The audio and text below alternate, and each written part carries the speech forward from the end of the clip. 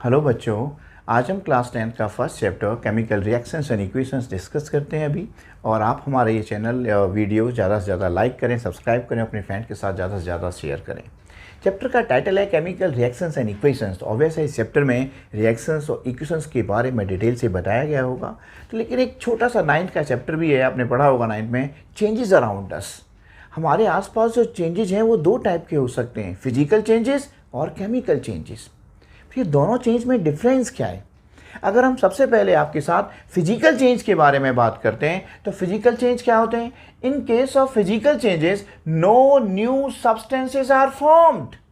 Physical changes में alter their shape, size, colour and density, इसको change कर सकते हैं। सब्सटेंस बनेंगे, उनका प्रॉपर्टी उनसे बिल्कुल सिमिलर होगा। For example, tearing of paper, cutting of would, melting of wax, ये सब किसके एग्जाम्पल हैं? ये सब फिजिकल चेंज के एग्जाम्पल हैं। अगर आप पेपर को फाड़ देते हैं तो क्या फाड़ने के बाद पेपर को आपने दो टुकड़े में डिवाइड किया तो क्या उसका प्रॉपर्टी चेंज हो गया? No, properties are not change. तो वो कौन सा चेंज हुआ? फिजिकल चेंज हुआ। मेल्टिंग ऑफ वैक्स, ये भी आपका फिजिकल चेंज है। फिर ये केमिकल चेंज क्या होता है? यानी कि केमिकल चेंज कहें, आप केमिकल रिएक्शन कहें या केमिकल प्रोसेस कहें, सबका एक ही मतलब है। तो chemical reactions are the process in which the new substances with new properties are formed. नए सब्सटेंस या नए कंपाउंड्स बनेंगे जिनका प्रॉपर्टी ओरिजिनल सब्सटेंस से एंटायरली डिफर होगा, बिल्कुल अलग होगा। उन्हें क्या कहेंगे आप? केमिकल रिएक्शंस और केमिकल इक्वेशंस। और आप क्या कह सकते हैं? केमिकल रिएक्शन और केमिकल इक्वेशंस को आप ऐसे भी कह सकते हैं, involve rearrangement of substances, that's also known as chemical reaction. Rearrangement, rearrangement में क्या होगा? कुछ पुराने बॉन्ड्स टूट जाएंगे, नए बॉन्ड्स बन जाएंगे। और क्या कह सकते हैं आप केमिकल रिएक्शन को? Transformation of substances are known as chemical reactions. तो आपने ये कहा केमिकल रिएक्शंस में क्या होता है? नए कंपाउंड बनेंगे जिनका प्रॉपर्टी ओरिजिनल सब्सटेंस से बिल्कुल अलग होगा। उन्हें कहेंगे हम chemical reactions, chemical process, chemical change. और उनको सिंबल फॉर्म में रिप्रेजेंट करना केमिकल इक्वेशन कहलाएगा। फॉर एग्जाम्पल, अभी मैंने आपसे एक बात कहा था, मेल्टिंग ऑफ वैक्स, आपने फिजिकल चेंज कहा, लेकिन बर्निंग ऑफ वैक्स ये केमिकल चेंज होगा। Cooking of food chemical change है। Digestion of food chemical change है। Growth of plants chemical change है। फर्मेंटेशन ऑफ ग्रेप्स, सब क्या है? ये केमिकल चेंज है। यानी कि जितने भी मैंने अभी एग्जाम्पल दिए केमिकल चेंजेस के, इनमें नए कंपाउंड्स बनेंगे और उनका प्रॉपर्टी ओरिजिनल सब्सटेंस से बिल्कुल अलग होगा। फिर ये ओरिजिनल सब्सटेंस को हम क्या कहते हैं? Original substances are known as reactants and the result of chemical reaction, उन्हें क्या कहते हैं हम? प्रोडक्ट्स, जो रिजल्टेंट है हमारा रिएक्शन का।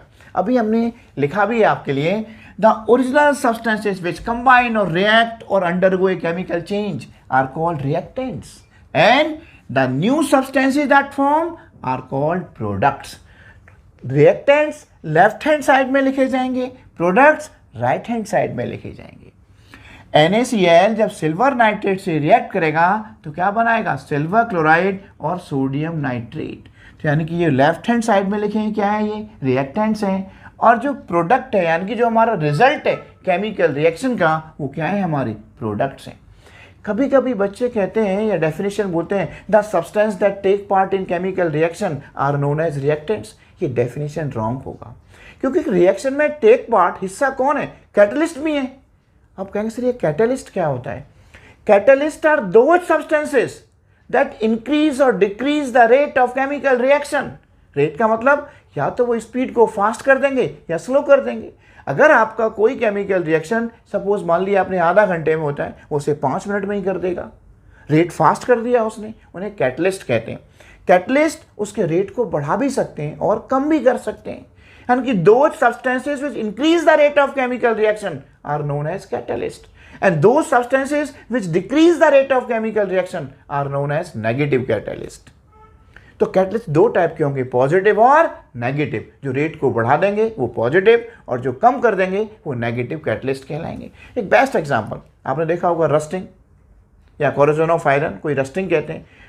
उसको स्लो करने के लिए, रेट को स्लो करने के लिए क्या करते हैं आप? पेंट करेंगे, ग्रीसिंग करेंगे, ऑयलिंग करेंगे। तो पेंटिंग, ग्रीसिंग, ऑयलिंग क्या है? ये नेगेटिव कैटलिस्ट हैं जो कि उसके रस्ट करने के टाइम को डिले कर रहे हैं, प्रोसेस को बहुत स्लो करेंगे। लेकिन फिर पॉजिटिव कैटलिस्ट क्या होगा? जो रेट को बहुत फास्ट कर देगा। अब मेरे साथ देखिएगा, तभी हम कहते हैं original substance that combine that's called reactant. ये नहीं कह सकते आप the substances that take part in chemical reaction. इस डेफिनेशन में हमारे कैटलिस्ट भी उसका हिस्सा बन जाते हैं। फिर तो डेफिनेशन रिएक्टेंट का क्या है? Original substances. अब कहेंगे sir catalyst, for best example देखो, जब हाइड्रोजन पेरोक्साइड H2O2 क्या है? हाइड्रोजन पेरोक्साइड का आपने डिकम्पोजिशन किया, डिकम्पोजिशन मींस ब्रेक डाउन कर दिया, दो या दो से ज्यादा सब्सटेंस में। किस में टूट गया ये? वाटर में और ऑक्सीजन में टूट गया, वाटर में और ऑक्सीजन में, H2O and O2। अगर आपने इस रिएक्शन को मैग्नीज डाइऑक्साइड के प्रेजेंस में किया तो रिएक्शन को और फास्ट कर देगा और जल्दी कर देगा। और अगर आपने फॉस्फोरिक एसिड लिया तो रिएक्शन को स्लो कर देगा, धीमे धीमे करेगा उसको। तो जो रेट को फास्ट कर रहा है, ऐसे सब्सटेंस को हम क्या कहते हैं? Positive catalyst. और जो रेट को स्लो करते हैं उन्हें क्या कहते हैं? Negative catalyst. तो यहां आप देख रहे हैं H2O2 के डिकम्पोजिशन में मैग्नीज डाइऑक्साइड एक पॉजिटिव कैटलिस्ट है और फॉस्फोरिक एसिड एक नेगेटिव कैटलिस्ट है। और भी बहुत सारे एग्जांपल ले सकते हैं, जैसे production of ammonia by Haber process. जैसे मैंने लिखा N2 + 3H2 = twice NH3 ammonia बना। अगर ये रिएक्शन आप आयरन के प्रेजेंस में करेंगे तो रेट को फास्ट कर देगा। तो आयरन क्या है? यहाँ पॉजिटिव कैटलिस्ट है। अभी तक हमने केमिकल रिएक्शंस के बारे में पढ़ा। अगर हम केमिकल रिएक्शंस को सिंबल्स और फॉर्मूले के फॉर्म में या वर्ड्स के फॉर्म में लिख दें, तब केमिकल रिएक्शन क्या बन जाएगा? केमिकल इक्वेशन बन जाएगा। क्या बन जाएगा? Chemical equation. तो देखिए मेरे साथ अभी, representation of chemical reaction in terms of symbols and formulae of reactants and products is called chemical equation. क्या कहेंगे उसे हम? केमिकल इक्वेशन कहेंगे। और इस केमिकल इक्वेशन को दो टाइप से रिप्रेजेंट किया जा सकता है। वो कौन से टाइप हैं? Number first word equation, next है यूजिंग सिंबल्स एंड फॉर्मूले, सिंबल्स और फॉर्मूले की हेल्प से। तो फर्स्ट हमने एक एग्जांपल लिया, when magnesium ribbon burns in air to form magnesium oxide. इसको वर्ड में कैसे लिखेंगे हम? हमने कहा मैग्नीशियम प्लस ऑक्सीजन, एरो लगाया, मैग्नीशियम ऑक्साइड। तो आप देख रहे हैं reactants and products are separated by ये एरो साइन, एक एरो लगाना पड़ेगा, and reactants are separated by positive sign. अगर प्रोडक्ट्स एक से ज्यादा होता तब products also separated by positive sign. तो हमने जो रिएक्शन था कैसे लिखा? इन टर्म्स ऑफ वर्ड्स, वर्ड्स के फॉर्म में लिख दिया। अब हम बात कर रहे हैं कि यूजिंग सिंबल्स एंड फॉर्मूले में कैसे लिखेंगे। अभी हमने कहा मैग्नीशियम का सिंबल क्या है? Mg, ऑक्सीजन का सिंबल क्या है? O2, क्या बना? MgO, magnesium oxide, white powder will form. अब हमने जो वर्ड्स थे, वर्ड्स को किस में लिख दिया? सिंबल्स एंड फॉर्मूले के फॉर्म में। तो वो क्या कहलाएगा? Skeletal equation. क्या कहलाएगा? Skeletal equation. एक बात का ध्यान रखना चाहिए कि स्केलेटल इक्वेशन में हम वेरियस एटम्स को इक्वलाइज करने का प्रयास नहीं करेंगे। यानी कि अभी आप देखिए कैसे, लेफ्ट हैंड साइड में ऑक्सीजन कितना है? 2, राइट हैंड साइड में कितना है? 1, बट नो अटेम्प्ट। हमने अभी आपसे कहा no attempt is made to equalise the number of atoms of various elements of both the sides of equation. हम इक्वल करने का प्रयास नहीं करेंगे।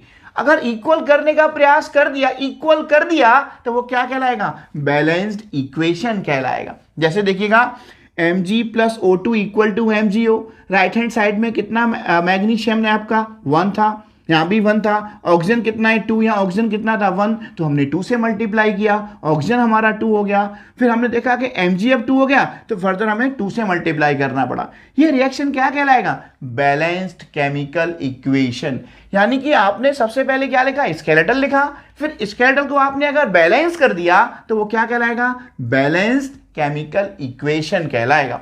फिर एक सवाल आता है, हमने बैलेंस क्यों किया? According to law of conservation of mass. और law of conservation of mass कहता है, हमने लिखा है according to law of conservation of mass. और ये रूल क्या कहता है? Total mass of reactants equal to total mass of products. और ये भी कह सकते हैं mass neither be created nor be destroyed. तब आप देखिएगा बैलेंस करने के बाद टोटल मास ऑफ रिएक्टेंट कितना होगा? 2 इंटू mg कितना होगा? 2 24 48। ऑक्सीजन कितना होगा? 2 16 32। टोटल कितना है आपका? 80। प्रोडक्ट कितना है? 2 mgO। 2 mg कितना है? 24। ओ कितना है? 16। कितना आएगा? 80।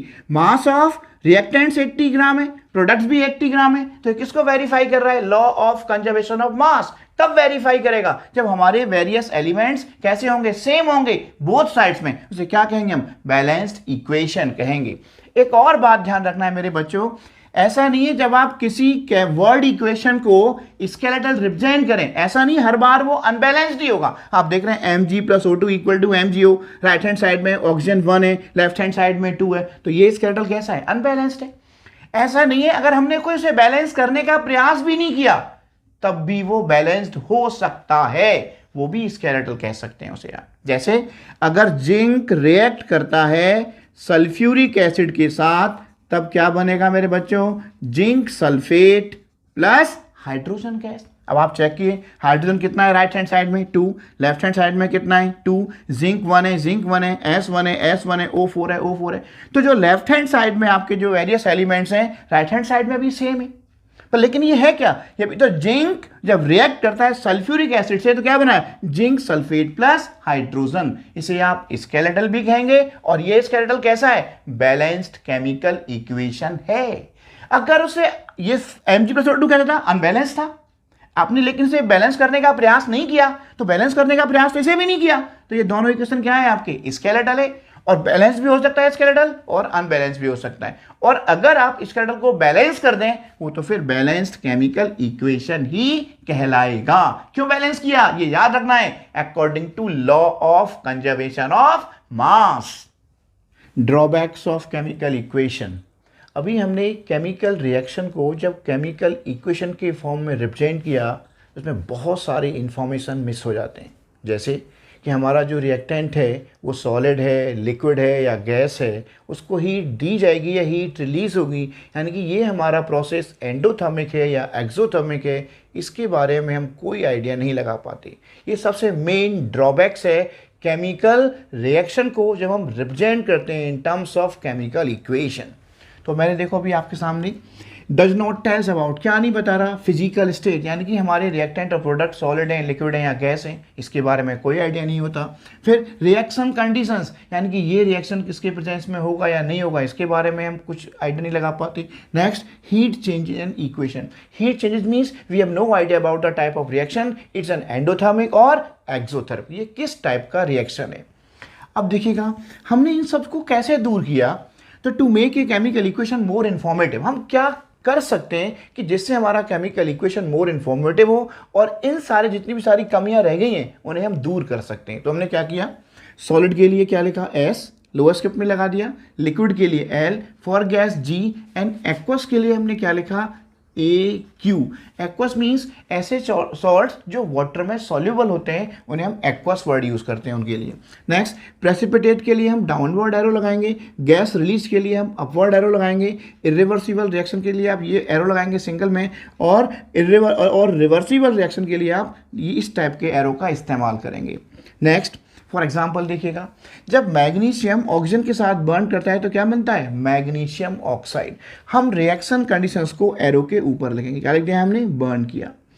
Mg वायर कैसा है? सॉलिड है। ऑक्सीजन क्या है? गैस है। MgO व्हाइट पाउडर बन रहा है और हमने क्या लिख दिया? सॉलिड। यानी कि हमने उसकी रिएक्शन कंडीशंस को उस केमिकल रिएक्शन में, केमिकल रिएक्शन को इक्वेशन में जब हमने चेंज किया तो कंडीशंस को भी हमने मेंशन कर दिया, मोर इन्फॉर्मेटिव किया। नेक्स्ट, कार्बन डाइऑक्साइड अगर वाटर से रिएक्ट करता है तो क्या बनेगा? ग्लूकोज और ऑक्सीजन बनेगा। लेकिन ये रिएक्शन किसके प्रेजेंस में होता है? सनलाइट और क्लोरोफिल। सनलाइट और क्लोरोफिल अगर ना लिखेंगे तो रिएक्शन होगा ही नहीं, तो हमने कंडीशंस को भी एरो के ऊपर लिख दिया, कुछ एक को नीचे भी लिख सकते हैं। केमिकल रिएक्शंस एंड इक्वेशंस पूरा चैप्टर हमने एक ही वीडियो में कंप्लीट किया है। ये वीडियो अपने फ्रेंड्स को शेयर करना ना भूलें, कमेंट करें ज़रूर, और ये वीडियो कैसा लगा ये ज़रूर बताएं। और मेरे बच्चों, बैलेंसिंग ऑफ केमिकल इक्वेशंस को डिटेल में हमने वॉल्यूम 2 में पढ़ाया है, वहाँ से आप देख सकते हैं। यहाँ हमने बहुत फास्ट बैलेंसिंग के बारे में बताया है, लेकिन वहाँ बहुत डिटेल में steps of balancing chemical equation आप वॉल्यूम 2 में देख सकते हैं। और आप मन लगा के पढ़ाई करते रहें। हमारा चैनल अपने फ्रेंड के साथ शेयर करना ना भूलें। धन्यवाद मेरे बच्चों, और मन लगा के पढ़ाई करते रहो। ये केमिकल इक्वेशन दे रखा है, ये हमें बैलेंस करना है। सबसे पहले क्या करें हम, एलिमेंट्स क्या है हमारा, आयरन, लेड N है, ऑक्सीजन है, पोटेशियम है और आयोडाइड है। तो इनका लेफ्ट हैंड साइड में और राइट हैंड साइड में एलिमेंट का नंबर कितना है वो नंबर मेंशन करते हैं। लेफ्ट हैंड साइड में लेड हमारा 1 है, राइट हैंड साइड में 1 है। N हमारा कितना है, 2 1 सा, इस बात का ध्यान रखना होगा, कितना है, 2 1 सा 2 है। राइट हैंड साइड में N हमारा कितना है, 1 है। ऑक्सीजन कितना है हमारा, 3 2 जा 6 है। राइट हैंड साइड में ऑक्सीजन कितना है हमारा, 3 है। पोटेशियम कितना है, 1 है। राइट हैंड साइड में पोटेशियम 1 है। आयोडाइड कितना है, लेफ्ट हैंड साइड में 1 है, और राइट हैंड साइड में हमारा आयोडाइड कितना है, 2 है। तो इस रिएक्शन को हमें बैलेंस करना है। सबसे ज़्यादा नंबर ऑफ एलिमेंट्स किसका है, हमारा ऑक्सीजन का। ऑक्सीजन कितने हैं यहाँ, 6। तो ऑक्सीजन को बैलेंस करने के लिए क्या करना होगा, इसको 2 से मल्टीप्लाई करना होगा। तो ऑक्सीजन हमारे कितने हो जाएंगे, 6 हो जाएंगे। हमारा ऑक्सीजन कितना है यहाँ, 3, किससे मल्टीप्लाई किया हमने, 2 से। ऑक्सीजन कितने हो गए हमारे, 3 2 जा 6। यहाँ पे ऑक्सीजन कितने हैं, 3 2 जा 6। लेफ्ट हैंड साइड में ऑक्सीजन हमारे 6 हैं, राइट हैंड साइड में भी हमारे ऑक्सीजन 6 हुए। ऐसा करने से जब हमारा पोटेशियम कितना हो गया मेरे बच्चों, 2, पोटेशियम हमारा 2 हो गया, तो यहाँ हमने 2 से मल्टीप्लाई किया। पोटेशियम भी 2 है हमारा, आई भी 2 है। यहाँ आई भी कितना है, आई 2 है हमारा ऑलरेडी। लेड कितना है हमारा, 1, यहाँ भी लेड हमारा 1 है। तो ये रिएक्शन आप चेक करके देखिएगा। ऐसा चेंज करने के बाद हमने पोटेशियम कितना है, 2 हुआ, तो हमारा पोटेशियम को 2 से मल्टीप्लाई किया, ये भी 2 होगा। आई को मल्टीप्लाई किया, ये भी 2 होगा। तो आप खुद देख सकते हैं। और मल्टीप्लाई करने के बाद 2 को मल्टीप्लाई n से किया था, तो हमारा n भी कितना हुआ, ये भी हमारा 2 से मल्टीप्लाई किया था ना, वो हमारा 6 है। n भी 2 है, पोटेशियम भी 2 है। अब आप चेक कीजिए, हमारा रिएक्शन कंप्लीटली बैलेंस्ड है। इस तरीके से हम आसानी से केमिकल इक्वेशंस को बैलेंस कर सकते हैं। एक और रिएक्शन देखिएगा, मेरे साथ कैसे बैलेंस करेंगे केमिकल इक्वेशन। एक और देखिएगा, सेकेंड इक्वेशन लिखा हमने, कार्बन मोनोऑक्साइड अगर हाइड्रोजन से रिएक्ट करता है तब क्या बनेगा, CH3OH, मीथेनॉल बनेगा। कार्बन मोनोऑक्साइड भी गैस है, हाइड्रोजन भी गैस है, और अल्कोहल क्या है हमारा, लिक्विड है, मीथेनॉल। ये 340 ATM पे रिएक्शन होगा। तब इसमें डिफरेंट नंबर ऑफ एलिमेंट्स की बात करते हैं। कार्बन है, ऑक्सीजन है और हाइड्रोजन है। लेफ्ट हैंड साइड में कार्बन 1 है, राइट हैंड साइड में कार्बन हमारा 1 है, राइट हैंड साइड में भी हमारा कार्बन 1 है। हाइड्रोजन कितना है, 2 है। राइट हैंड साइड में हाइड्रोजन कितना है, 3 + 1 कितना है, 4। 3 + 1 ध्यान रखना है, 3 + 1 कितना हाइड्रोजन है हमारा, 4 है। ऑक्सीजन कितना है, 1 है। ऑक्सीजन कितना है, 1 है। तो अभी हमने कहा था कि सबसे पहले हम उस एलिमेंट को बैलेंस करेंगे जिसके नंबर ऑफ एटम सबसे ज़्यादा हैं। सबसे ज़्यादा किसके हैं, हाइड्रोजन के एटम कितने हैं, 4 है। तो हाइड्रोजन कितना है, 3 + 1 4 है। तो हमने हाइड्रोजन को बैलेंस किया, 2H2 किया। तो हाइड्रोजन को हमने 2 से मल्टीप्लाई किया, बैलेंस हो गया। और कार्बन और ऑक्सीजन ऑलरेडी बैलेंस था, कार्बन 1 है, O हमारा 1 है, O हमारा 1 है। तो रिएक्शन कैसा है, ये कंप्लीटली बैलेंस हो जाता है। कैसा है ये, कंप्लीटली बैलेंस केमिकल इक्वेशन होगा। एक और एग्जांपल ले लेते हैं मेरे बच्चों आपके साथ, कैसे बैलेंस करेंगे हम केमिकल इक्वेशंस को। थर्ड, हमने एक एग्जांपल ले लिया Al2SO4 का whole thrice, aluminium sulphate. Al2SO4 का होल थ्राइस जब रिएक्ट करेगा कॉस्टिक सोडा से, कॉस्टिक सोडा का फॉर्मूला है NaOH या सोडियम हाइड्रोक्साइड, तब क्या बनेगा, एल्यूमिनियम हाइड्रोक्साइड बनेगा, AlOH का होल थ्राइस, और सोडियम सल्फेट Na2SO4 बनेगा। चलो बैलेंस करते हैं रिएक्शन। तो वेरियस नंबर ऑफ एलिमेंट्स लिखते हैं हम, कितने, एल्यूमिनियम है, सल्फर है, ऑक्सीजन है, और क्या है, सोडियम है। यही सारे एलिमेंट्स हैं। एल्यूमिनियम लेफ्ट हैंड साइड में कितना है, 2 है, और राइट हैंड साइड में कितना है, 1। सल्फर कितना है लेफ्ट हैंड साइड में, ध्यान से देखिएगा, 3 कितना है हमारा, 3 1 जा 3। राइट हैंड साइड में सल्फर कितना है, 1 है। ऑक्सीजन कितना है, 4 3 जा 12, 12 प्लस 1 कितना है 13 है। सोडियम कितना है 1 है। राइट हैंड साइड में सोडियम कितना है 2 है। ऑक्सीजन कितना है, ऑक्सीजन है हमारा राइट हैंड साइड में 3 एंड 4, 3 एंड 4 कितना है हमारा 7 होगा। इस तरीके से हमें इसमें रिएक्शन को बैलेंस करना पड़ेगा। तो इस केमिकल रिएक्शन में मैक्सिमम नंबर ऑफ एटम तो ऑक्सीजन का है, लेकिन इसको हम हिट एंड ट्राई मतलब आसान तरीके से सॉल्व करने के लिए हम सबसे पहले क्या करें मेरे बच्चों, इस बात को ध्यान रखो, जो भी पॉली एटॉमिक आइंस जब भी दे रखे हों तो क्या करना चाहिए हमें, ये SO4 का होल थ्राइस है। क्या है ये, SO4 का होल थ्राइस। तो क्या करें, यहाँ हमें 3 से मल्टीप्लाई करना पड़ेगा, नहीं करना पड़ेगा। हमने किससे मल्टीप्लाई किया, 3 से मल्टीप्लाई किया, तो ये SO4 का होल थ्राइस हो गया। तब ऐसा करने से आप देखिएगा Na कितने हैं हमारे, Na कितने हो गए, 3 2 जा 6। हमारा जो Na का नंबर है यहाँ 3 से मल्टीप्लाई किया तो कितने हो गए, 6 हो गए। यहाँ तो Na हमारा 1 है इस साइड में, लेफ्ट हैंड साइड में, तो इसको भी हमें क्या करना पड़ेगा, 6 से मल्टीप्लाई करना पड़ेगा। हमने इसको 6 से मल्टीप्लाई कर दिया। ऐसा करने के बाद हम चेक करते हैं, हमारे अब चेक करना होगा कि हमारे अब सोडियम कितने हो गए, 6 हो गए। ऑक्सीजन कितने हो गए, 4 3 जा 12, 12 प्लस 6 18। अब हमारे जो टोटल ऑक्सीजन है वो टोटल ऑक्सीजन कितने हो गए, अब 18 हो गई, राइट। 6 और 4 3 जा 12, 6 प्लस 12 18 हो गए। अब राइट हैंड साइड में ऑक्सीजन कितने हैं हमारे, 4 3 जा 12, 12 प्लस 3 कितने हो गए 15। लेकिन आपने एक और बात ध्यान रखना है, यहाँ Al2 है। क्या है यहाँ Al2, तो एल्यूमिनियम बैलेंस करेंगे तो यहाँ हमने 2 से मल्टीप्लाई किया तो Al भी हमारा 2 हो गया। सल्फर हमारा लेफ्ट हैंड साइड में कितना है, 3 है। सल्फर हमने 3 किया था, यहाँ पे मल्टीप्लाई किया तो सल्फर भी बैलेंस हुआ। तो अब काउंट करना, हमारा ऑक्सीजन कितना हो गया, ऑक्सीजन कितना है 3 2 जा 6, ऑक्सीजन कितना है 3 2 जा 6 प्लस 4 3 जा 12। हमारा जो ऑक्सीजन का नंबर ऑफ एटम है राइट हैंड साइड में कितना हो गया मेरे बच्चों, 18 है। और यहाँ हमारा ऑक्सीजन कितना है राइट हैंड साइड में, लेफ्ट हैंड साइड में कितना है 18। तो राइट हैंड साइड में भी 18 कैसे मिला, हमने 2 से मल्टीप्लाई किया, 3 2 जा 6 और 4 3 जा 12, 18 हमें मिला। अब आप चेक करो ईच एलिमेंट बैलेंस है या नहीं। सोडियम 6 है, सोडियम 6 है, Al2 है, Al2 है। तो याद रखना, जब पॉली एटॉमिक आइंस होंगे तो उस टाइम में एक सबसे बड़ा ट्रिक काम करेगा हमारा कि ये SO4 का होल थ्राइस है तो यहाँ 3 से मल्टीप्लाई कर दें। तो सोडियम कितने हो गए, 3 2 जा 6, तो यहाँ 6 से मल्टीप्लाई करें। Al कितना है हमारा 2, तो यहाँ 2 से मल्टीप्लाई करें और वेरियस नंबर ऑफ एलिमेंट्स को हम चेक कर लें, हमें आंसर मिल जाएगा 100%। केमिकल रिएक्शंस के टाइप्स के बारे में स्टडी करते हैं तो हम according to direction chemical reactions को 2 कैटेगरीज में डिवाइड कर सकते हैं। अकॉर्डिंग टू डायरेक्शन वो 2 कैटेगरीज क्या हो सकती हैं, देखिएगा ध्यान से। According to direction chemical reaction को 2 कैटेगरी में जो डिवाइड किया है हमने, वो 2 कैटेगरी है, रिवर्सिबल और इरिवर्सिबल रिएक्शन। कौन से टाइप से मेरे बच्चों, 2 रिवर्सिबल केमिकल रिएक्शंस और सेकंड क्या होगा, इरिवर्सिबल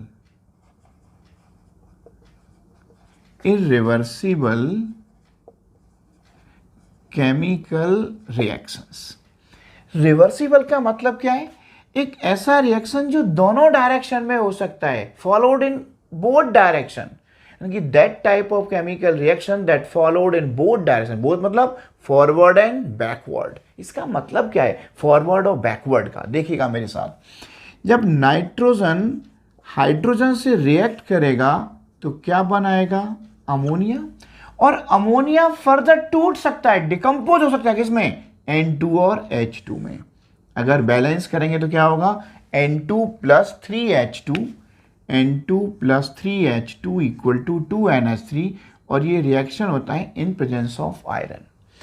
नाइट्रोजन और हाइड्रोजन का कंबाइन करके अमोनिया का बनना फॉरवर्ड रिएक्शन, और अमोनिया का टूट जाना N2 और H2 में क्या कहलाएगा, बैकवर्ड रिएक्शन।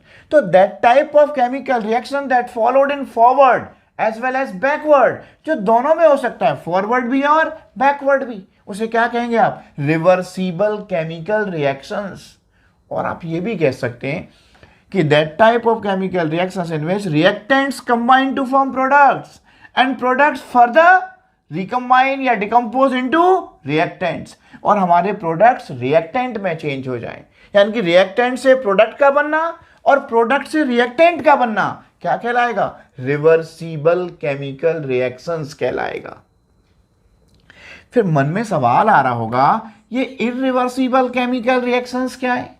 यानी कि that type of chemical reaction that followed only in one direction, जो सिर्फ एक ही डायरेक्शन में हो सकती हैं, उन्हें क्या कहेंगे हम? इरिवर्सिबल केमिकल रिएक्शन कहेंगे।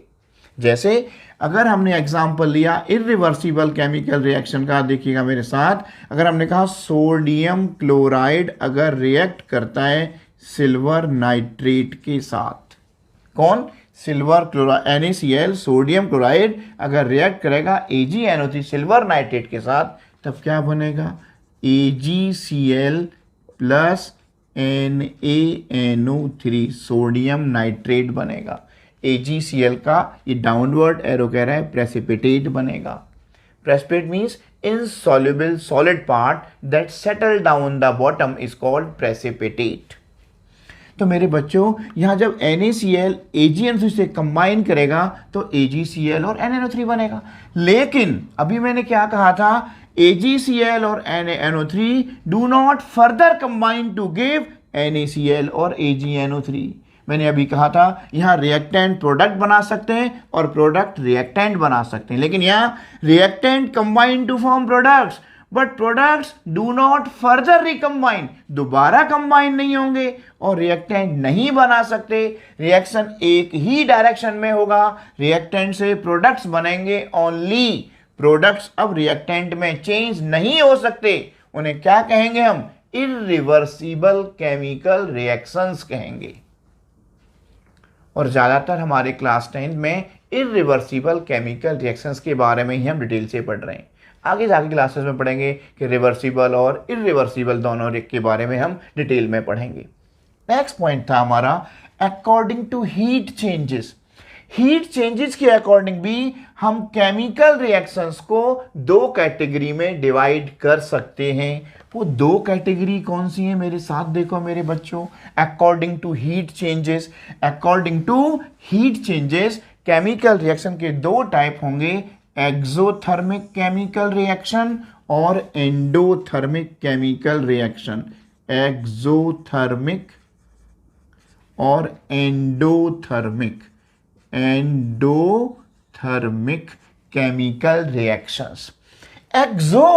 एक्सो में छिपा हुआ क्या है? देखो मेरे बच्चे, एक्सो में छिपा हुआ है एग्जिट। हम एग्जिट कर किसका रहे हैं? हम तो पहले का हीट के अकॉर्डिंग बात कर रहे हैं। तो एक्सो में क्या छिपा हुआ है? एग्जिट। एग्जिट हो किसका रहा है? हीट का। यानी कि that type of chemical reaction in which heat is released. Heat is released, heat निकलेगा, या एक और वर्ड कह सकते हैं, इवॉल्व भी कह सकते हैं। उन्हें क्या कहेंगे हम? Exothermic chemical reactions. जनरली कोई भी रिएक्शन होगा, जैसे A+B से C+D बना, प्लस यहां हीट का निकलना, क्या कहलाएगा? एक्सोथर्मिक केमिकल रिएक्शन कहलाएगा। फॉर एग्जाम्पल, जब कार्बन को बर्न किया जाएगा तो क्या बनेगा? कार्बन डाइऑक्साइड और हीट रिलीज होगी। एक बात और याद रखना है कि जनरली कॉम्बिनेशन रिएक्शंस या मोस्टली कॉम्बिनेशन रिएक्शन एक्सोथर्मिक होती हैं। ऐसा नहीं है कि मैंने ये यूनिवर्सल ट्रुथ कह दिया है आपसे, कुछ एक्सेप्शन भी होंगे, कुछ एक्सेप्शन हो सकते हैं कि ऐसा नहीं है कि कॉम्बिनेशन ही एक्सोथर्मिक होंगे, कुछ डिकम्पोजिशन रिएक्शन भी एक्सोथर्मिक हो सकती हैं। सर ये डिकम्पोजिशन क्या होता है? जब एक सब्सटेंस दो या दो से ज्यादा में टूट जाएगा तो वो डिकम्पोजिशन कहलाएंगी। डिटेल में पढ़ाएंगे अभी हम यहाँ आपको।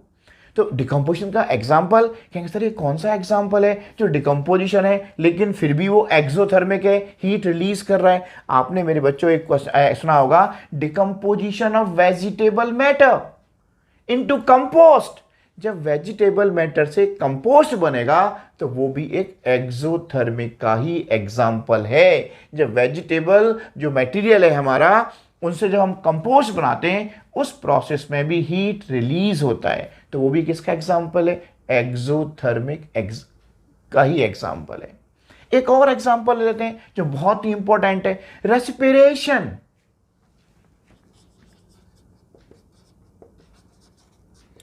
ये किसका एग्जाम्पल है? एक्सोथर्मिक प्रोसेस का। कहेंगे सर रेस्पिरेशन कैसी है? एक्सोथर्मिक का एग्जाम्पल आप देखिएगा, हमने राइस, पोटैटो, ब्रेड, इन सब में क्या मिलता है? कार्बोहाइड्रेट्स। और कार्बोहाइड्रेट्स किस में टूट जाता है? ग्लूकोज में। और ग्लूकोज हमारी बॉडी के अंदर ऑक्सीजन से रिएक्ट करके क्या प्रोवाइड करता है? हमें एनर्जी प्रोवाइड कर रहा है। और हमें एनर्जी का मिलना क्या कहलाएगा? Exothermic reaction. यानी कि हमें हीट का निकलना नहीं, एनर्जी का किसी भी फॉर्म में मिलना, हीट है, एनर्जी है, कोई भी फॉर्म, वो क्या कहलाएगा? Exothermic reaction. देखिएगा इसका एग्जांपल, रेस्पिरेशन का एग्जांपल, केमिकल रिएक्शन देख लीजिएगा। अभी मैंने कहा राइस, पोटैटो, इन सब में ये किस में टूट जाएंगे? या ब्रेड, कार्बोहाइड्रेट्स में। और कार्बोहाइड्रेट किससे रिएक्ट करेगा? हमारी बॉडी की ऑक्सीजन से। जो ऑक्सीजन कहाँ है, कहाँ प्रेजेंट है? ये आपको पता होगा ऑक्सीजन कहाँ है? In the cell of our body. वहां रिएक्ट करेगा और क्या मिलेगा आपको? कार्बन डाइऑक्साइड रिलीज होगा और हमें एनर्जी मिलेगी। तो रेस्पिरेशन भी किसका एग्जाम्पल हुआ? एक्सोथर्मिक रिएक्शन का ही एग्जाम्पल हुआ। देखिएगा मेरे साथ अभी, C6H12O6 प्लस O2 जब रिएक्ट करेगा तो CO2 प्लस H2O प्लस हमें क्या मिल रहा है? एनर्जी। तो मेरे बच्चों ये किसका एग्जाम्पल हुआ? रेस्पिरेशन है, और ये एक्सोथर्मिक का एग्जाम्पल है। रिएक्शन आप बैलेंस कर सकते हैं। यहाँ पे क्या आएगा? 6O2, यहाँ पे क्या आएगा? कार्बन 6 है तो यहाँ पे आएगा 6CO2, H हमारे 12 हैं तो यहाँ पे क्या आएगा? 6H2O। 6CO2 plus C6H12O6 plus 6O2 equal to 6CO2 plus 6H2 plus energy का मिलना। रेस्पिरेशन ये कई बार एग्जाम में आया है। You explain that respiration is an example of exothermic process, तो आपको याद करना पड़ेगा। और डिकम्पोजिशन भी एक्सोथर्मिक। अभी मैंने बहुत एक बेस्ट एग्जांपल दिया और वो क्या बताया? Decomposition of vegetable matter into compost, an example of exothermic process. वो भी एक एक्सोथर्मिक प्रोसेस का एग्जांपल हो गया। अब हम बात करते हैं एंडोथर्मिक, जिनमें हीट एब्जॉर्ब होगा। एंडोथर्मिक, अगर आपने एग्जिट से एग्जिट कर दिया, हीट निकल रहा है, तो यहां पे क्या होगा? हीट का होगा absorbed. That type of chemical reaction in which heat is absorbed is called endothermic reaction. या हीट देना पड़ेगा। और सबसे बेस्ट एग्जांपल देखिएगा, अगर हम कैल्शियम कार्बोनेट को डिकम्पोज करना चाहते हैं, तोड़ना चाहते हैं, तब कब टूटेगा? जब आप हीट प्रोवाइड करना पड़ेगा, सिस्टम को हीट देना पड़ेगा। तब किस में टूटेगा? कैल्शियम ऑक्साइड में और कार्बन डाइऑक्साइड में। जब आपने हीट दिया तो टूट गया। तो generally decomposition reactions are endothermic. मैंने अभी आपसे कहा था कि ऐसा नहीं है कि डिकम्पोजिशन ही एंडोथर्मिक होंगे, कॉम्बिनेशन भी एंडोथर्मिक हो सकते हैं। देखो मेरे साथ एग्जांपल क्या है? N2 plus O2 equal to twice NO। ये भी रिएक्शन कैसा है? यहाँ पे भी आपको सिस्टम को हीट प्रोवाइड करना पड़ेगा, तभी ये केमिकल रिएक्शन पॉसिबल होगा। तो ये एग्जांपल किसका है? एंडोथर्मिक प्रोसेस का ही एग्जांपल है। अब हम बात करते हैं कि जनरली हम केमिकल रिएक्शंस को और कितने पार्ट्स में डिवाइड कर सकते हैं। देखिएगा मेरे साथ उसको भी। तो जनरली अगर हम बात करते हैं मेरे बच्चों केमिकल रिएक्शन के रिगार्डिंग, जनरली हम केमिकल रिएक्शन को कई सारे कैटेगरीज में डिवाइड कर सकते हैं। अब वो सारे कैटेगरी आप मेरे साथ देखिएगा। ये फर्स्ट मैं बात कर रहा हूँ आपके साथ अभी, कॉम्बिनेशन रिएक्शन। किसकी बात कर रहा हूं मैं? कॉम्बिनेशन। डिटेल से पढ़ते हैं। Combination, decomposition, displacement and double displacement and redox, ये टोटल डिस्कस करना है हमें। तो फर्स्ट हम किसकी बात कर रहे हैं? कॉम्बिनेशन रिएक्शन की बात कर रहे हैं। तो ये कॉम्बिनेशन रिएक्शन क्या होते हैं? जनरली व्हेन टू और more substances combine to form a single substance, उन्हें क्या कहते हैं हम? कॉम्बिनेशन रिएक्शन कहेंगे। दूसरा कौन सा होगा? नंबर 2 होगा decomposition. Decomposition decomposition chemical reaction. और इसमें इसमें क्या होगा, एक सिंगल सब्सटेंस का दो या दो से अधिक में टूट जाना, वो क्या कहलाएगा, डिकम्पोजिशन। और अभी मैंने कहा था कि मोस्टली एंडोथर्मिक कैसे होते हैं, डिकम्पोजिशन होते हैं। जनरली मैं बात कर रहा हूँ, या मोस्टली कह सकते हैं आप। और मेरे बच्चों, ये डिकम्पोजिशन रिएक्शन हमारा तीन तरीके से हो सकता है, हम तीन तरीके से उसको स्प्लिट कर सकते हैं। पहला, थर्मल डिकम्पोजिशन, थर्मल डिकम्पोजिशन। दूसरा हमारा होगा फोटोलिसिस, और थर्ड वन होगा इलेक्ट्रोलिसिस या इलेक्ट्रोलाइसिस। यानी कि हम हीट करके तोड़ दें, या इन प्रेजेंस ऑफ सनलाइट तोड़ दें, या इलेक्ट्रिक करंट पास करके तोड़ दें, उसे क्या कहेंगे, इलेक्ट्रोलिसिस या इलेक्ट्रोलाइसिस। हम डिटेल में इन सबको डिस्कस करेंगे आपके साथ अभी। दूसरा कौन सा है, नेक्स्ट कौन सा है मेरे बच्चों, एक हमारा होगा डिस्प्लेसमेंट रिएक्शन, और एक होगा हमारा डबल डिस्प्लेसमेंट, और लास्ट है हमारा redox chemical. Redox means oxidation and reduction, जहां एक साथ दोनों होंगे, ऑक्सीडेशन भी और रिडक्शन भी। वन बाय वन डिस्कस करते हैं। सबसे पहले अभी हम डिस्कस करेंगे आपके साथ कॉम्बिनेशन केमिकल रिएक्शंस के बारे में। Combination reaction, combination means when two or more substances combine to form a single product। जब दो या दो से ज़्यादा सब्सटेंस या रिएक्टेंट कंबाइन करके एक सिंगल प्रोडक्ट बनाएं, उन्हें क्या कहेंगे हम, कॉम्बिनेशन रिएक्शंस। और मेरे बच्चे ये बात ध्यान रखना कि हमारा जो कॉम्बिनेशन रिएक्शंस हैं जनरली या मोस्टली कैसी होती हैं, एक्सोथर्मिक। मोस्टली कैसी हैं ये, एक्सोथर्मिक रिएक्शंस हैं। और दो से ज़्यादा रिएक्टेंट मिलके क्या बनाएंगे, सिंगल प्रोडक्ट बनाएंगे। जिसमें फर्स्ट एग्जांपल देखो मेरे बच्चों, C+O2 equal to CO2, combination reaction, heat release होगा। दूसरा एग्जांपल देखेगा H2 और O2 equal to H2O, water. अब ये बात ध्यान रखना, अगर आप फॉर्म की बात करते हैं, कार्बन सॉलिड है, ऑक्सीजन गैस है, और कार्बन डाइऑक्साइड भी गैस है, यहाँ वाटर लिक्विड है, ये भी गैस है और ये भी गैस है। जब H2O2 से कंबाइन करेगा तो वाटर बनेगा और हीट रिलीज होगी। थर्ड एग्जाम्पल कह सकते हैं, जब कैल्शियम ऑक्साइड में वाटर मिलाया जाएगा, कैल्शियम ऑक्साइड में जब वाटर मिक्स करेंगे तब क्या बनेगा, CaOH का होल ट्वाइस, कैल्शियम हाइड्रोक्साइड। और इसका कॉमन नेम है मेरे बच्चों स्लेक्ट लाइम। क्या नेम है, स्लेक्ट लाइम कॉमन नेम है, और आईपैक नेम है इसका कैल्शियम हाइड्रोक्साइड। और ये कैल्शियम ऑक्साइड को हम कहते हैं लाइम, या क्विक लाइम भी कह सकते हैं। अब ये तीनों रिएक्शंस कैसे हैं, कॉम्बिनेशन है और एक्सोथर्मिक भी हैं। अब हम कुछ एक्सेप्शन बताना चाहते हैं मेरे बच्चों आपको, जो कॉम्बिनेशन होने के बावजूद भी एंडोथर्मिक हैं।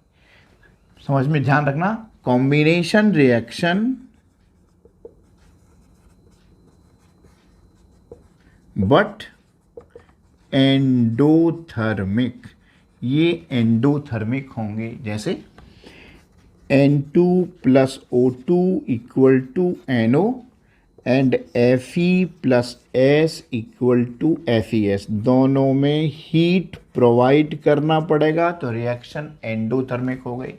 रिएक्शन बैलेंस कर सकते हैं, O हमारा 2 है, O1 है, तो हमने 2 से मल्टीप्लाई किया, NO दोनों बैलेंस हो गए। Fe जब ऐसे करेगा तो क्या बनेगा, आयरन सल्फाइड क्या बनाएगा, आयरन सल्फाइड, यानी कि बर्न करना पड़ेगा Fe को S के साथ, तब ये FeS का कलर कौन सा मिलेगा, FeS का जो कलर होगा ये ग्रीन कलर मिलेगा, ग्रीन कलर का बनेगा FeS। अब हम बात करते हैं मेरे बच्चों आपके साथ, कॉम्बिनेशन तो हो गया, अब डिकम्पोजिशन रिएक्शंस के बारे में बात करते हैं। किसके बारे में बात करते हैं अभी हम, decomposition reactions number 2। Decomposition reactions. Decomposition का मतलब क्या होगा? जब सिंगल सब्सटेंस स्प्लिट हो जाए, टूट जाए दो या दो से ज्यादा सब्सटेंसेस में, उसे क्या कहेंगे आप? डिकम्पोजिशन। यानी कि सिंगल स्प्लिट का दो या दो से ज्यादा में टूट जाना। When A single substance split into two and more substances, that is called decomposition reactions कहेंगे उन्हें। अब मेरे बच्चों, अभी एक मैंने बात बताई थी, ये डिकम्पोजिशन कई तरीके से हो सकता है। हीट से हो सकता है, लाइट से हो सकता है, और इलेक्ट्रिक करंट से हो सकता है। अगर ये डिकम्पोजिशन हीट से हुआ है तो क्या कहेंगे उसे हम? Thermal decomposition. अभी हमने पढ़ाया था, तो हम सबसे पहले क्या पढ़ा रहे हैं इसमें?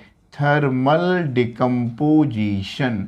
थर्मल डिकम्पोजिशन यानी कि that type of chemical reaction in which single substance split तो हो रहा है प्रोवाइडिंग बाय हीट, यानी किससे टूट रहा है वो? हीट से, हीट प्रोवाइड करने से, उन्हें कहेंगे थर्मल डिकम्पोजिशन। एग्जाम्पल देखिएगा, अगर हम कैल्शियम कार्बोनेट को हीट कर देते हैं तो ये कैल्शियम ऑक्साइड में और कार्बन डाइऑक्साइड में टूट जाता है। और एक और बात ध्यान रखना कि डिकम्पोजिशन रिएक्शंस मोस्टली कैसी होती हैं? एंडोथर्मिक। मोस्टली एंडोथर्मिक होंगे, मोस्टली एंडोथर्मिक, यानी कि सिस्टम को हीट प्रोवाइड करना पड़ेगा तभी ये टूटेगा। लेकिन अभी याद होगा, मैंने एक्सेप्शन बताया था अभी आपको, यानी कि वेजिटेबल कंपोस्ट में डिकम्पोज होना भी कौन सा है आपका? डिकम्पोजिशन रिएक्शन है, लेकिन एक्सोथर्मिक रिएक्शन है। ये बात ध्यान रखना है हमें। ओके, तो ये हमारा कैसा है? थर्मल डिकम्पोजिशन में हमने कहा कैल्शियम कार्बोनेट का कैल्शियम ऑक्साइड में और कार्बन डाइऑक्साइड में। कैल्शियम ऑक्साइड क्या होगा? क्विकलाइम, और कैल्शियम ऑक्साइड। और CaCO3 क्या है? कैल्शियम कार्बोनेट, या इसे हम मार्बल या लाइम स्टोन भी कह सकते हैं, लाइम स्टोन। और ये कैल्शियम कार्बोनेट भी है, और ये हमारा मार्बल का फॉर्मूला भी कैल्शियम कार्बोनेट ही होता है। अगर हम पोटेशियम क्लोरेट को हीट कर दें, KClO3, इसको आप अगर हीट कर दें तो किसमें टूट जाएगा? पोटेशियम क्लोराइड में और ऑक्सीजन में टूट जाएगा। हीट प्रोवाइड करने से टूट जाएगा रिएक्शन। और ये रिएक्शन हमारा होता है इन presence of catalyst MnO2। Catalyst वो सब्सटेंस होते हैं जो रेट को बढ़ा देते हैं या कम कर देते हैं, लेकिन उनके बिना रिएक्शन का होना पॉसिबल नहीं होता। उन्हें हम कैटलिस्ट कहते हैं। जो रिएक्शन को इंक्रीज कर दे या डिक्रीज कर दे, तो MnO2 यहाँ पर एक पॉजिटिव कैटलिस्ट है। पोटेशियम क्लोराइड को आपने हीट किया, पोटेशियम क्लोराइड में और ऑक्सीजन में टूट गया। हमें बैलेंस कैसे करना है? ऑक्सीजन कितना है? 3, ऑक्सीजन कितना है? 2। दोनों को एक्सचेंज कर दे, मल्टीप्लाई, जैसे कहते हैं क्रॉस मल्टीप्लाई किया, तो O3 है, यहाँ आपने 3 से मल्टीप्लाई किया, 2 है तो यहाँ आपने 2 से मल्टीप्लाई किया, O हमारा बैलेंस हो गया। अब पोटेशियम KCl दोनों 2 हैं, यहाँ आपने 2 से मल्टीप्लाई कर दिया, रिएक्शन हमारा बैलेंस्ड हो गया। आगे चलते हैं, ये हमने डिस्कस किया आपके साथ अभी थर्मल डिकम्पोजिशन। दूसरा डिकम्पोजिशन की बात करेंगे हम। थर्मल के अलावा नेक्स्ट कौन सा है हमारा? फोटोलिसिस। नेक्स्ट कौन सा है? इलेक्ट्रोलिसिस। सबको 1 बाय 1 डिस्कस करना है डिटेल में। Photolysis, lysis means break down, तोड़ देना या डिकम्पोज कर देना, टूट जाना। Photolysis means in presence of light, ये लाइट के लिए यूज किया जाता है। When a decomposition reaction is carried out in presence of light is called photolysis। यानी कि हमारा किसी कंपाउंड का लाइट के प्रेजेंस में टूट जाना, डिकम्पोज हो जाना, क्या कहलाएगा? फोटोलिसिस कहलाएगा। एग्जाम्पल देखो, सिल्वर ब्रोमाइड या silver chloride in presence of sunlight, in presence of sunlight, silver bromide decompose हो जाएगा Ag में और Br2 में, और क्लोराइड होगा Ag में और Cl2 में। तो what is the colour of silver bromide? कैसा कलर है मेरे बच्चों सिल्वर ब्रोमाइड का? White colour. सिल्वर क्लोराइड का वाइट कलर। जैसे ही ये सन की लाइट के प्रेजेंस में आएंगे, उसके प्रेजेंस में क्या होगा? इनका कलर चेंज हो जाएगा। सिल्वर किस कलर में चेंज हो जाएगा? ग्रे कलर में। दोनों रिएक्शन में ग्रे में चेंज होगा। एक सबसे बड़ी बात याद रखनी है आपको कि सिल्वर ब्रोमाइड और सिल्वर क्लोराइड का इस्तेमाल ब्लैक एंड वाइट फोटोग्राफी में इस्तेमाल किया जाता है। अब थोड़ा ब्लैक एंड वाइट फोटोग्राफी कब होगी, पहले बहुत ज़्यादा इस्तेमाल होता था ब्लैक एंड वाइट फोटोग्राफी में। उसका जो एक नेगेटिव था उसके ऊपर कोटिंग होता था सिल्वर ब्रोमाइड का और सिल्वर क्लोराइड का, इसलिए हम उसको डार्क रूम में हम उसको डेवलप करते थे रील को। क्यों कि जैसे ही लाइट के प्रेजेंस में आएगा ग्रे कलर हो जाएगा, नेगेटिव खराब हो जाता था हमारा पहले। तो ये बात जरूर याद रखना है, कई बार एग्जाम में पूछ लेता है कि सिल्वर ब्रोमाइड और सिल्वर क्लोराइड का इस्तेमाल कहाँ किया जाता है। याद रखना ब्लैक एंड वाइट फोटोग्राफी में। क्लियर है मेरे बच्चों। नेक्स्ट अब हम डिस्कस करेंगे आपके साथ इलेक्ट्रोलिसिस। अभी मैंने कहा था electro means in presence of electro और लिसिस दो चीजें यहाँ पे। इसका मतलब क्या है, इलेक्ट्रिक करंट। क्या मतलब है मेरे बच्चों, इलेक्ट्रिक करंट। और लिसिस तो अभी आपने मेरे साथ पढ़ा है ऊपर, अब आपके साथ पढ़ा है मैंने अभी आपको। ब्रेक डाउन, किसी कंपाउंड में अगर इलेक्ट्रिक करंट पास किया जाए तो वो टूट जाएगा। The decomposition of substance by passing electricity या by passing electric current is called electrolysis. कैसे देखिएगा, हमने वाटर लिया, वाटर मॉलिक्यूल में आपने क्या किया मेरे बच्चों, इलेक्ट्रिक करंट पास किया, तब वाटर टूट जाएगा हाइड्रोजन और ऑक्सीजन गैस में। यहां वाटर क्या है, लिक्विड है, टूट गया। लेकिन एक बात ध्यान रखना, जब इलेक्ट्रिक करंट पास करते हैं तब हमारा जो H2 और O2 जो टूटेगा, एक एनोड पे जाएगा और एक कैथोड पे जाएगा। ये बात जरूर याद रखना है। लेकिन एक बात देखिएगा, ऑक्सीजन कहाँ जाएगा, एनोड पे जाएगा या कैथोड पे जाएगा। उसके लिए पुरानी फिल्म का गाना याद रखना, ओए ओए। त्रिदेव एक फिल्म आई थी बहुत पहले, आपको नहीं पता होगा इस बारे में, तो उसमें नसरुद्दीन शाह और आपका सन्नी देओल और जैकी श्रॉफ थे। ओए ओए, तो ओए से मिल क्या रहा है, ओए, ओ मतलब ऑक्सीजन, ए मतलब एनोड। ऑक्सीजन कहाँ डिपॉजिट होगा, एनोड पे डिपॉजिट होगा।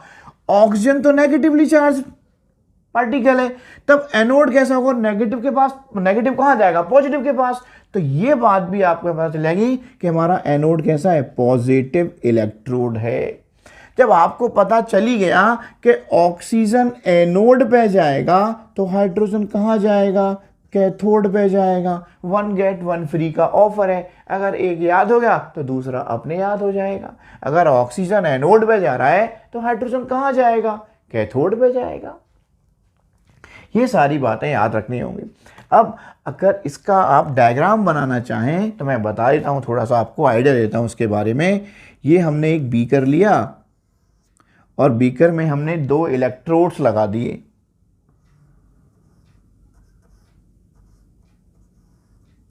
ग्रेफाइट इलेक्ट्रोड्स, और इनको हमने सेल या बैटरी से कनेक्ट कर दिया। ये पॉजिटिव और ये नेगेटिव, तो ये बात पता है कि पॉजिटिव वाला एनोड होगा और ये नेगेटिव वाला क्या होगा, कैथोड होगा। इसके अंदर हमने वाटर फिल कर रखा है, वाटर। तो अब इसको ऊपर हमने 2 टेस्ट ट्यूब रख दी।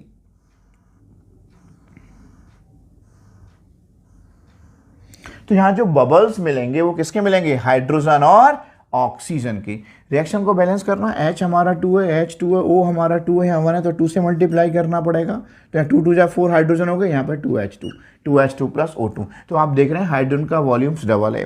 तब अभी मैंने बताया तो याद होगा, ऑक्सीजन कहाँ जा रहा है, एनोड पे। तो यहाँ पे कौन आएगा, ऑक्सीजन, और यहाँ पे कौन आएगा, हाइड्रोजन कैथोड पे डिपॉजिट होगा। लेकिन हाइड्रोजन का वॉल्यूम ऑक्सीजन के वॉल्यूम का डबल होगा। यहाँ पे कौन सा गैस है, कैथोड पे कौन होगा, हाइड्रोजन, और यहाँ क्या होगा, ऑक्सीजन। तो हाइड्रोजन गैस का जो वॉल्यूम होगा वो डबल होगा इन कंपैरिजन टू ऑक्सीजन। ये बात भी आपको याद रखना है।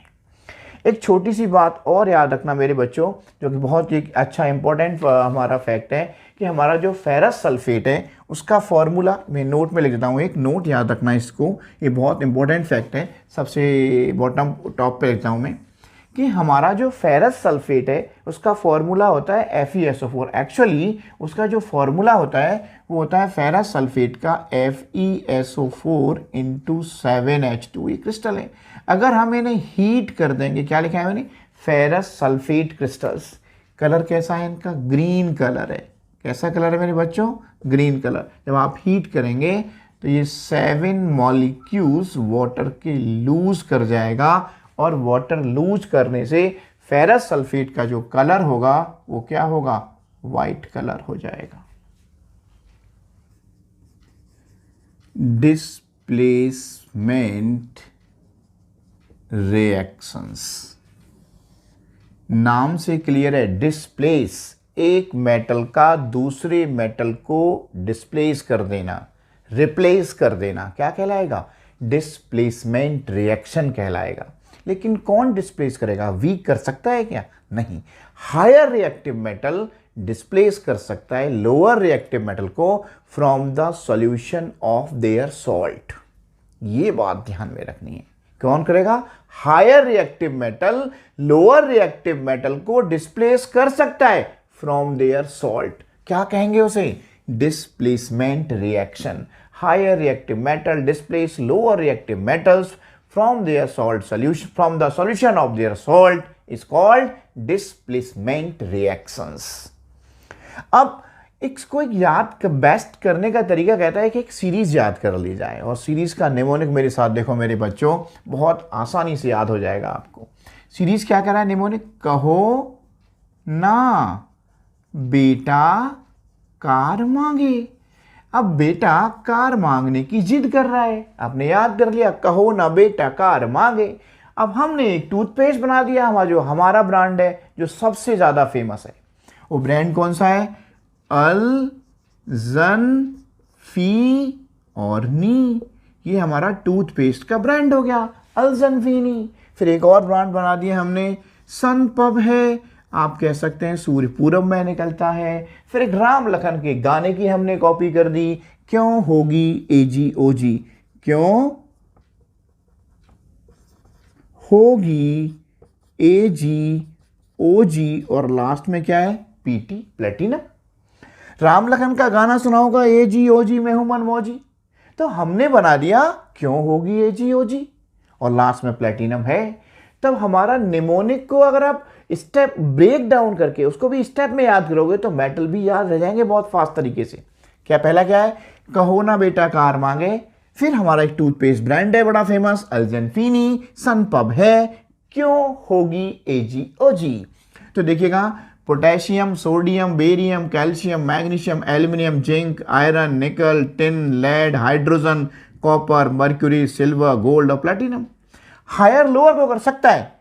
अब यहां ध्यान रखिए, सिल्वर गोल्ड को कर सकता है, कॉपर सिल्वर को डिस्प्लेस कर सकता है, लेकिन सिल्वर कॉपर को डिस्प्लेस नहीं कर सकता, क्योंकि कॉपर ज्यादा रिएक्टिव है, सिल्वर लेस रिएक्टिव है। जिंक आयरन को कर सकता है, लेकिन आयरन जिंक को नहीं कर सकता।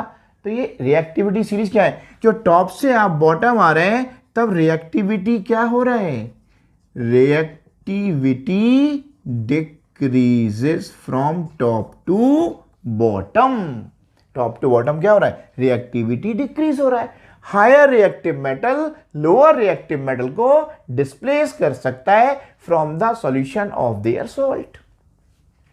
अब देखिएगा बहुत सारे example, Zn plus CuSO4 equal to zinc, higher reactive है कॉपर से, तो क्या बनाएगा, ZnSO4 प्लस Cu। अब कॉपर सल्फेट का कलर कैसा होता है मेरे बच्चों, कॉपर सल्फेट हमारा ये ब्लू कलर का है, यहाँ पे एक एक्वस वर्ड यूज कर लेना। ZnSO4 ये भी एक्वस है और ये कॉपर आपका सॉलिड हो जाएगा। तो जिंक सल्फेट कैसा होगा, जिंक सल्फेट ध्यान रखना है, कलरलेस। कैसा होगा मेरे बच्चों, कलरलेस सॉल्यूशन होगा। अब एक बात देखिएगा, अगर मैं कहता Ag plus CuSO4 equal to no reaction, क्यों, सिल्वर और कॉपर सिल्वर लेस रिएक्टिव है कॉपर से, तो double displacement reactions. Double displacement reaction means exchange of ions, यानी कि हमारे जो मॉलिक्यूल्स हैं उनके आयंस को एक्सचेंज कर देना, कैटाइंस और एनाइंस को। और मेरे बच्चों ये हमारी जो डिस्प्लेसमेंट रिएक्शन है जनरली 2 टाइप्स की होती हैं। 2 टाइप्स कौन से होते हैं वो? एक हमारा होगा प्रेसिपिटेशन रिएक्शन, और दूसरा होगा मेरे बच्चों neutralisation reaction. Neutralisation reactions. Precipitate यानी कि जिनमें प्रेसिपिटेट बनेगा, और प्रेसिपिटेट आप जानते हैं, प्रेसिपिटेट का मतलब है insoluble solid part that settle down the bottom. जैसे आपने वाटर लिया और वाटर में आटे को मिक्स किया, फ्लोर मिक्स किया, देखेंगे थोड़ी देर बाद वो नीचे बैठ जाता है। चॉक को वाटर में डिजोल्व किया, few minutes later you will observe that the chalk particles settle down the bottom of the test tube। जो नीचे बैठ गया है, जो वाटर में कंप्लीटली डिजोल्व नहीं हुआ है, उसे कहते हैं हम प्रेसिपिटेट। और वो रिएक्शन क्या कहलाएंगी? Precipitation reactions कहलाएंगी। सबसे पहला एग्जांपल देखें, अगर हम सिल्वर नाइट्रेट, सबसे पहले डिस्कस कर रहे हैं हम प्रेसिपिटेशन रिएक्शंस को। Silver nitrate AgNO3 aqua solution पे अगर सोडियम क्लोराइड से रिएक्शन कराई जाए तो क्या बनेगा? एक्सचेंज ऑफ आयंस की बात कर रहा था। Ag पॉजिटिव है, नाइट्रेट नेगेटिव है, ये पॉजिटिव है और ये नेगेटिव है। एक्सचेंज ऑफ आयंस, आयन को एक्सचेंज कर दिया, कैटाइन एनाइन के पास और एनाइन कैटाइन के पास, यानी दोनों का आपस में। तो इसका एनाइन, इसका कैटाइन, इसका कैटाइन, इसका एनाइन, तो क्या बनेगा? AgNO3 इसका कैटाइन इससे मिल जाएगा और इसका एटाइन, इसका कैटाइन इसके एनाइन से मिल जाएगा। तो क्या बनेगा? AgCl प्लस, ये क्या बनेगा? NaNO3। ये क्लास 9th में पढ़ा होगा। पहले हम कैटाइन और बाद में एनायोनिक पार्ट लिखते हैं। तो AgCl का क्या बनेगा? प्रेसिपिटेट बनेगा, और प्रेसिपिटेट के लगाते हैं हम डाउनवर्ड एरो। कैसा होगा ये? वाइट प्रेसिपिटेट बनेगा सिल्वर क्लोराइड का, वाइट PPT। ओके, नेक्स्ट दूसरा, अगर हम बेरियम क्लोराइड लें, उस पर रिएक्शन करा दें सोडियम सल्फेट से, तो क्या बनेगा?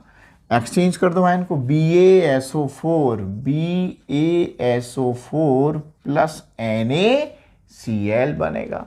ये भी बेरियम सल्फेट का वाइट प्रेसिपिटेट बनेगा। और अगर आप लेड नाइट्रेट ले लें, PbNO3 का होल ट्वाइस, उसको अगर आप पोटेशियम आयोडाइड से रिएक्ट करा दें, तब क्या बनेगा? PbI2। Pb का वैलेंसी 2, I का 1, Pb और I, इसका वैलेंसी 2, इसका वैलेंसी 1, एक्सचेंज करेंगे तो क्या बनेगा? PbI2 प्लस ये क्या है? KNO3, K का वैलेंसी 1, नाइट्रेट का भी 1, तो क्या बनेगा? KNO3 पोटेशियम नाइट्रेट बनेगा। रिएक्शन बैलेंस कर दीजिए, NO3 का होल ट्वाइस है तो आप 2 से मल्टीप्लाई कर दीजिए। अब I2 हमारा 2 हो गया, तो यहाँ 2 से मल्टीप्लाई कर दीजिए। रिएक्शन ऑलरेडी बैलेंस्ड हो गया। अब हर चीज़ बैलेंस्ड है। तो ये लेड आयोडाइड का कैसा प्रेसिपिटेट बनेगा? येलो PPT बनेगा इसका।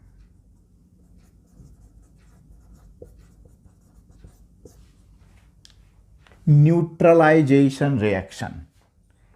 न्यूट्रलाइजेशन वो रिएक्शन है जहां एसिड बेस से रिएक्ट करेगा, सॉल्ट एंड वाटर बनेगा, that is called neutralisation reaction. लेकिन एक्सचेंज ऑफ आयंस यहां भी होगा।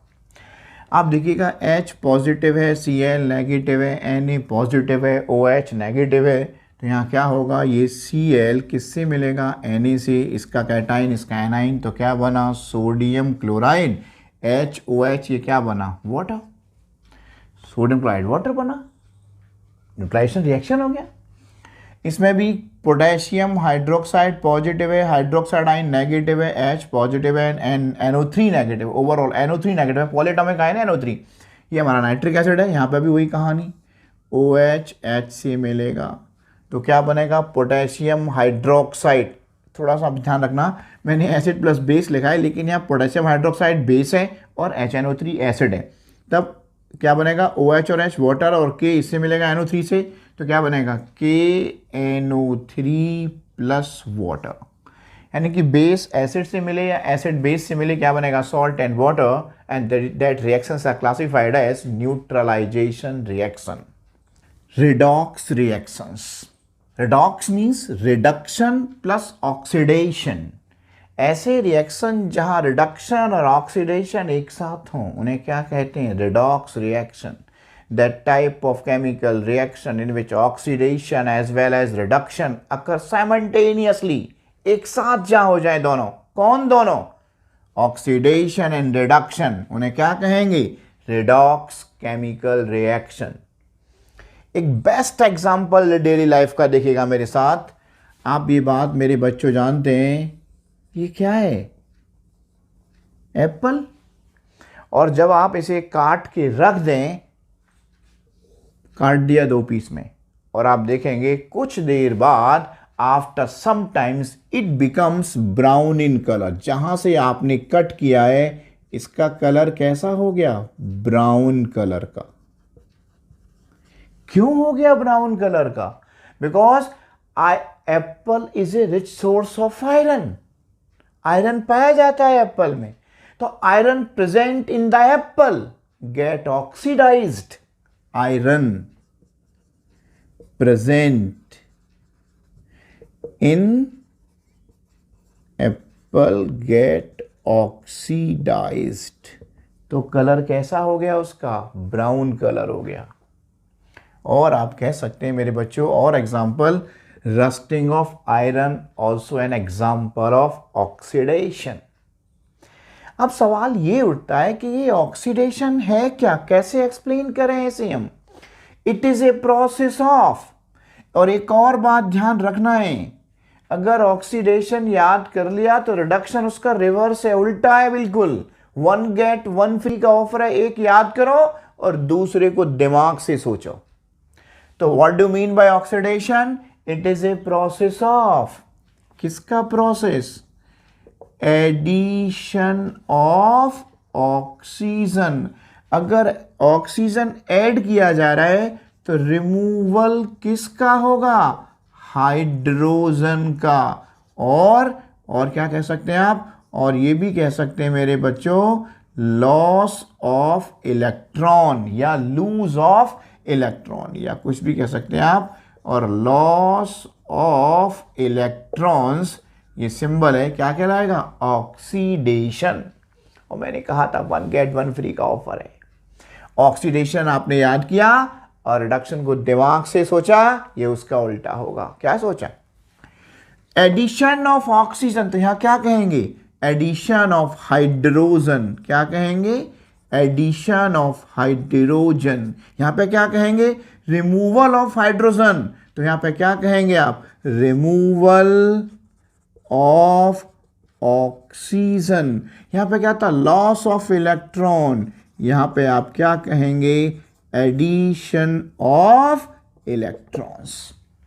कहानी खत्म हो गई ऑक्सीडेशन और रिडक्शन की। जहां एक साथ दोनों हो, ऑक्सीडेशन और रिडक्शन, उन्हें क्या कहेंगे हम, रिडॉक्स रिएक्शंस कहेंगे। देखो मेरे साथ एक बहुत अच्छा सा एग्जांपल, पूरे डाउट क्लियर करेगा अभी आपका with in seconds.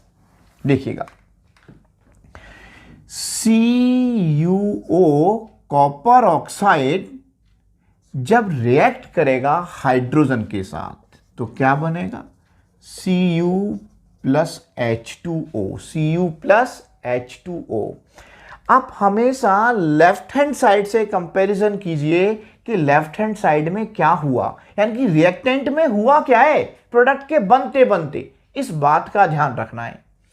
Copper oxide से क्या बना, कॉपर, तो रिएक्टेंट में क्या हुआ, ऑक्सीजन लॉस कर गया, चला गया, तो लॉस ऑफ ऑक्सीजन लिख सकते हैं यहां, लॉस ऑफ ऑक्सीजन। और लॉस ऑफ ऑक्सीजन क्या कहलाता है मेरे बच्चों, और लॉस ऑफ ऑक्सीजन कहलाता है रिडक्शन। क्या कहलाएगा, रिडक्शन। दूसरी बात फिर दिमाग में रखनी है, हमें यह देखना है कि मेरे रिएक्टेंट में हुआ क्या है। प्रोडक्ट बनते बनते, जैसे कहते हैं ना चलते चलते, तो हमने हाइड्रोजन से कहां पहुंचे, हम H2O पर पहुंचे। तो मेरे रिएक्टेंट में क्या ऐड हो गया, ऑक्सीजन। क्या ऐड हुआ, ऑक्सीजन, एडिशन ऑफ ऑक्सीजन। और एडिशन ऑफ ऑक्सीजन क्या होता है, ऑक्सीडेशन। ऑक्सीडेशन समझ में आ गया होगा। अगर CuO इसका क्या हुआ, रिडक्शन, तो ये सब्सटेंस क्या होगा, रिड्यूस्ड। रिड्यूस सब्सटेंस क्या है, कॉपर ऑक्साइड। और अगर ये रिड्यूस्ड हुआ है तो ये एक्ट करेगा एज ए ऑक्सीडाइजिंग एजेंट। ये बात ध्यान रखना है, अगर रिड्यूस्ड हुआ है तो ऑक्सीडाइजिंग एजेंट का बिहेव करेगा।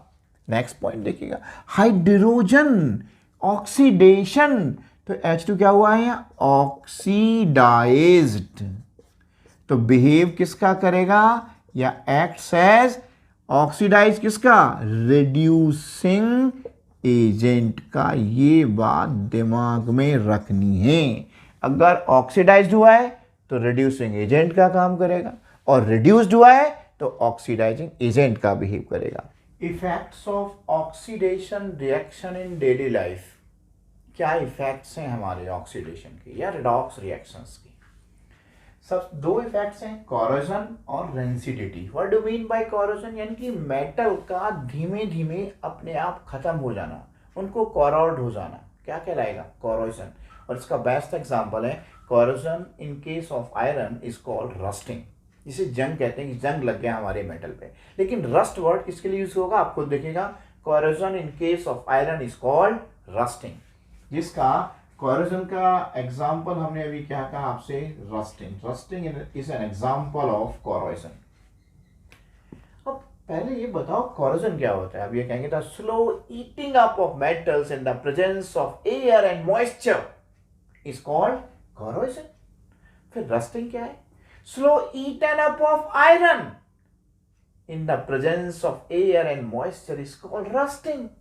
देखिएगा, अगर मैं रस्टिंग की बात करता हूं तो आयरन अगर रिएक्ट करेगा किससे, ऑक्सीजन से प्लस वाटर के मॉलिक्यूल, तो क्या बनेगा, Fe2O Fe2O3 इंटू XH2, किसका फॉर्मूला है, रस्ट का। इसे हम क्या कहते हैं, और इसे हम कहते हैं hydrated iron third oxide. Hydrated iron third oxide Fe2O3 into XH2O। Balance कर लीजिए, यहाँ पे 3 लगा दिए, यहाँ पे 2X मॉलिक्यूल है जो कि डिफाइन नहीं है, यहाँ 2Fe2O3 लगा सकते हैं। यानी कि जो मॉलिक्यूल्स है हमारे X के 2 या 4, यहाँ 4 लगाना पड़ेगा। जो मॉलिक्यूल्स ऑफ वाटर है वो फिक्स नहीं, इसलिए 2X मॉलिक्यूल्स लिख दिया है हमने। तो what is the formula of rust, Fe2O3 into XH2O, hydrated iron third oxide. The slow eaten up of iron in the presence of air and moisture is called rusting। एक और बात ध्यान रखना, रस्टिंग के लिए दोनों का होना जरूरी है, oxygen as well as moisture. अगर दोनों में से एक भी एब्सेंट रहेगा तो रस्ट नहीं लगेगा। दोनों अगर एक साथ होंगे, रस्ट भी और ऑक्सीजन कहां से मिल रहा है, एयर से, तभी रस्टिंग होगा। वाटर है लेकिन ऑक्सीजन नहीं है तब रस्टिंग नहीं होगा, और अगर एयर है और वाटर नहीं है तब भी रस्टिंग नहीं होगा। रस्टिंग के लिए दोनों का होना जरूरी है, ऑक्सीजन फ्रॉम एयर और मॉइस्चर या वाटर भी। और एक और बात ध्यान रखना, rusting of iron is an example of redox reaction. दोनों होते हैं, ऑक्सीजन भी और रिडक्शन भी। एक और एग्जांपल दे सकते हैं रस्टिंग का, the black coating on silver and green coating on copper. याद रखना, जो मैं कलर बोल रहा हूँ इस पे कैसा होता है आयरन का, तो आपको पता होगा ब्राउन कलर। कैसा होता है इसका, ब्राउन कलर हो जाता है, ध्यान रखना, ब्राउन कलर। सिल्वर का कैसा होगा, the black coating on silver, and copper पे होता है ग्रीन कोटिंग। ये सारी बातें याद रखनी है। एक एग्जांपल दे रहा हूं मैं, याद रखना उस एग्जांपल को, statue of liberty. Statue of liberty किसका बना है, कॉपर का बना है। किसने दिया था, फ्रांस ने गिफ्ट किया था अमेरिका को। कॉपर का बना है, ऑक्सीजन से रिएक्ट करेगा, मॉइस्चर है ही, तो क्या बनेगा, CuCO3 प्लस वाटर।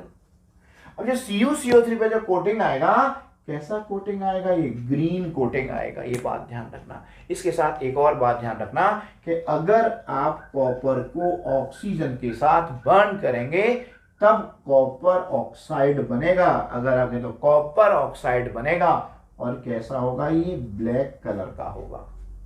एक और बात ध्यान रखना, H2O और O2 मिलके मेरे बच्चों ये O2 नहीं है, CO2 होगा, कार्बन डाइऑक्साइड होगा। क्या होगा, carbon dioxide. Atmospheric, sorry for that one, ये एटमॉस्फेरिक कार्बन डाइऑक्साइड से रिएक्ट करके बनाएगा CuCO3, ग्रीन कलर का कोटिंग करेगा plus water. Sorry for that one मेरे बच्चों। तो मेरे बच्चों ये बात ध्यान रखना। एक और छोटी सी बात इसमें याद रख सकते हैं कि अगर CO2 और H2 दोनों बने तो कार्बोनिक एसिड बनता है। अगर कॉपर कार्बोनिक एसिड से भी रिएक्ट करेगा तब भी यही रिएक्शन होगा, जिसे हम एसिड रेन भी बोल देते हैं। अगर CO2 H2O से मिक्स करता है तो क्या बनेगा, H2CO3, जिसे कहते हैं कार्बोनिक एसिड। ये भी इसमें आ जाएगा। अब सवाल ये उठता है कि हम कोरोजन को कैसे प्रिवेंट कर सकते हैं, by painting, by oiling, by greasing, या गैल्वेनाइजेशन, या इलेक्ट्रोप्लेटिंग। गैल्वेनाइजेशन का मतलब आता है मेरे बच्चों हायर रिएक्टिव मेटल से उसको पेंट कर देना, या हायर रिएक्टिव मेटल की उस पर कोटिंग चढ़ा देना, उसे कहते हैं गैल्वेनाइजेशन, या इलेक्ट्रोप्लेटिंग भी कहते हैं उसे हम। दूसरा हमारा वर्ड आता है, दूसरा रेंसिडिटी। रेंसिडिटी मेरे बच्चों इसका मतलब है कि हम खाने की चीज़ों की बात कर रहे हैं जिनमें फैट्स भी है और ऑयल्स भी है, उनकी स्मेल चेंज हो जाना, उनका कलर चेंज हो जाना, उसे हम रेंसिडिटी कहेंगे। तो कैसे कहेंगे, व्हेन फैट्स एंड ऑयल्स और foods containing fats and oils are exposed to air, air means oxygen, they get oxidized, due to which their smell, color, taste changes, and this process is called rancidity. Rancidity को भी prevent किया जा सकता है, रोका जा सकता है। कैन बी प्रिवेंटेड बाय, कैसे, by packing fats and oils containing foods in nitrogen gas. देखा होगा चिप्स लेके आते हैं, बहुत सारा एयर होता है, वो एयर नहीं है, वो क्या है, नाइट्रोजन गैस है उसके अंदर। हम फूड को रेफ्रिजरेटर के अंदर स्टोर कर दें या फिर एयर टाइट कंटेनर में रख दें, या उनमें हम कुछ एंटी ऑक्सीडाइजिंग सब्सटेंस ऐड कर दें। जो एंटी ऑक्सीडाइजिंग सब्सटेंस हैं, जैसे कि हम कहते हैं BHA और BHT, BHA और BHT, BHA और BHT, ब्यूटाइलेटेड हाइड्रोक्सी एनिसॉल या butylated hydroxy toluene, butylated hydroxy toluene, ये एंटीऑक्सीडेंट्स हैं। क्या है ये, एंटीऑक्सीडेंट्स हैं जो उसको ऑक्सीडाइज नहीं होने देंगे। और हम सोडियम बेंजोएट भी इस्तेमाल कर सकते हैं, ज़्यादातर उसका पिकल्स में इस्तेमाल करते हैं, सोडियम बेंजोएट। मेरे बच्चों ये चैप्टर आपका कंप्लीट हो जाता है। हमारा वीडियो आप ज़्यादा से ज़्यादा अपने फ्रेंड के साथ शेयर करें। धन्यवाद मेरे बच्चों, और मन लगा के पढ़ाई करते रहें।